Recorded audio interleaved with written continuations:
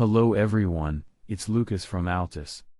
Today, we are going to learn about arithmetic operations, addition and subtraction, on MasterTool for the Nexto Xpress series. Now we're going to start working with some arithmetic operations. So at this first moment we are going to work with the addition and subtraction blocks that are here inside the mathematical operators. So I'm going to pull in this 2-entry add and then I'm going to pull in a subtraction block on the bottom row. But, I can put a reserved word in the MasterTool that is true, a Boolean constant, for it to be always enabled. So, as I have true I also have false. I will leave both in true to be always enabled in my block, and here I will declare a variable called add_1. Type integer, and in this second parameter to be added I can put a constant, for example 10, and the output of my block will be the result of this addition. I will put the variable name as result_add.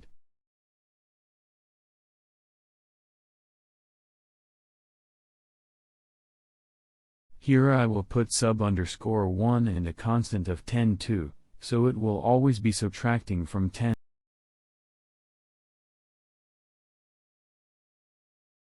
And the output is the result of the subtraction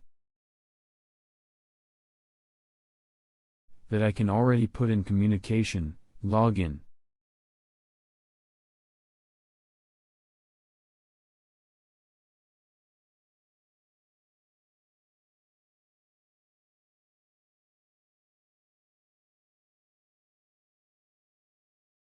How I declared these variables locally in user PRG, so they appeared up here. Let's first see here our add block. It is adding 0 with 10 and it is returning 10 and the result.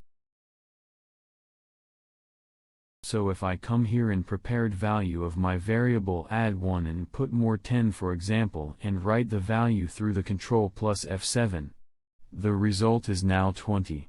If I put a negative value of -10 and it returns to 0.